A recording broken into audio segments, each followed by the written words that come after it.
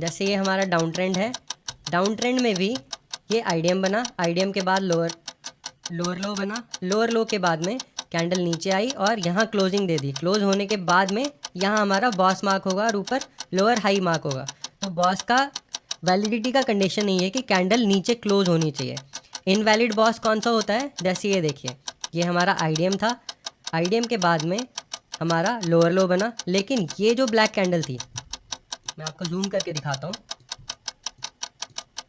ये जो red candle है इसने इस कैंडल के लो के नीचे तोड़ा तो है, विक तो गया है, लेकिन क्लोजिंग नहीं दी। अगर क्लोजिंग नहीं दी है तो वो हमारा वैलिड बॉस नहीं है। फॉर एग्जांपल ये हमारा एक बॉस था, अब आप बोलेंगे कि ये इनवैलिड बॉस है, क्योंकि बॉस की वैलिडिटी की कंडीशन क्या है कि कैंडल नीचे क्लोज होना चाहिए।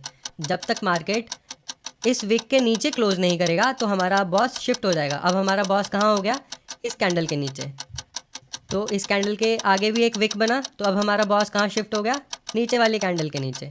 तो जैसे ही कैंडल ने यहाँ क्लोज किया तो अब हमारा कंफर्म बॉस हो गया, लेकिन बॉस की मार्किंग ऊपर ही रहेगी। उसका वैलिडिटी का क्राइटेरिया क्या है कि जब भी हमारा बॉस हो, बॉस होने के बाद में कैंडल नीचे क्लोज करे। इस कैंडल ने विक बनाया, ऊपर क्लोजिंग दे दी, उसके बाद में इस विक के नीचे इस कैंडल का विक आया लेकिन क्लोजिंग नहीं हुई, तो ये भी हमारा बॉस वैलिड नहीं हुआ। उसके बाद में ये जो ब्लैक कैंडल थी इसने इस विक के नीचे क्लोजिंग दे दी, तो अब हमारा बॉस कंफर्म हो गया, हमारी मार्किंग उसी जगह पर रहेगी, लेकिन ये हमारा बॉस का कंफर्मेशन है। उसी तरह से ये जो नीचे वाली कैंडल थी, इसने इस लास्ट कैंडल जहाँ पे हमारा आईडीएम बना था और ये हमारा लोअर लो कंफर्म हुआ था, इस कैंडल ने इस कैंडल के नीचे क्लोजिंग नहीं दी। अब अगर नेक्स्ट कैंडल इसके विक के नीचे क्लोज कर देती, जो ये इसका ये विक है, अब अगर मान लीजिए कोई कैंडल ऐसे आती और इसके नीचे क्लोजिंग दे देती, तो यहाँ से हमारा जो बॉस है कंफर्म हो जाता, फिर ये हमारा बन जाता वैलिड बॉस। तो अभी के हिसाब से कैंडल ने ओनली इस स्विंग लो के नीचे स्वीप किया है और मार्केट ऊपर निकल गई है। तो इससे हमें क्या समझ आया कि बॉस जो है वो एक सीक्वेंस है, किसका, मार्केट के कंटिन्यूएशन का। जब भी मार्केट बॉस करता है उसका मतलब है कि मार्केट जिस भी डायरेक्शन में जा रहा है, अगर अप ट्रेंड में जा रहा है तो अप ट्रेंड कंटिन्यू कर रहा है, और अगर डाउन ट्रेंड में जा रहा है तो वो डाउन ट्रेंड कंटिन्यू कर रहा है। तो अगर आपको अब बॉस समझ में आ गया है तो अब हम चलते हैं उसके दूसरे भाई की ओर, जिसको हम कहते हैं चौक या फिर चेंज ऑफ कैरेक्टर। तो चेंज ऑफ कैरेक्टर का मतलब होता है कि मार्केट अब अपना कैरेक्टर बदलने वाला है, डाउन ट्रेंड की ओर जा सकता है। तो जैसे ही अप ट्रेंड में हमारा last valid higher low break होता है और उसके नीचे कैंडल क्लोजिंग होती है, तो वो हमारा हो जाता है चौक। और चौक होने का मतलब है अब यहाँ से मार्केट हमारा नीचे की डायरेक्शन में जा सकता है। सेम वैसे ही जब हमारा डाउन ट्रेंड चल रहा होता है और जो लास्ट वैलिड लोअर हाई होता है उसके ऊपर मार्केट निकलता है और क्लोजिंग देता है, तो वो हमारा बन जाता है चौक। अब इसका मतलब है यहाँ से मार्केट अप ट्रेंड की ओर जा सकता है। बॉस की ही तरह चौक की भी यही कंडीशन है कि मार्केट नीचे कैंडल क्लोज होना चाहिए। जैसे ये कैंडल नीचे क्लोज ना होकर स्वीप हो जाता तो ये हमारा वैलिड चौक नहीं होता। कैंडल ने नीचे क्लोजिंग दे दी है तो ये है हमारा वैलिड चौक। इंड्यूसमेंट के केस में कैंडल क्लोज होना ज़रूरी नहीं है, अगर विक लिक्विडिटी स्वीप भी कर देता है तो भी हमारा इंड्यूसमेंट या आईडीएम हो जाता है।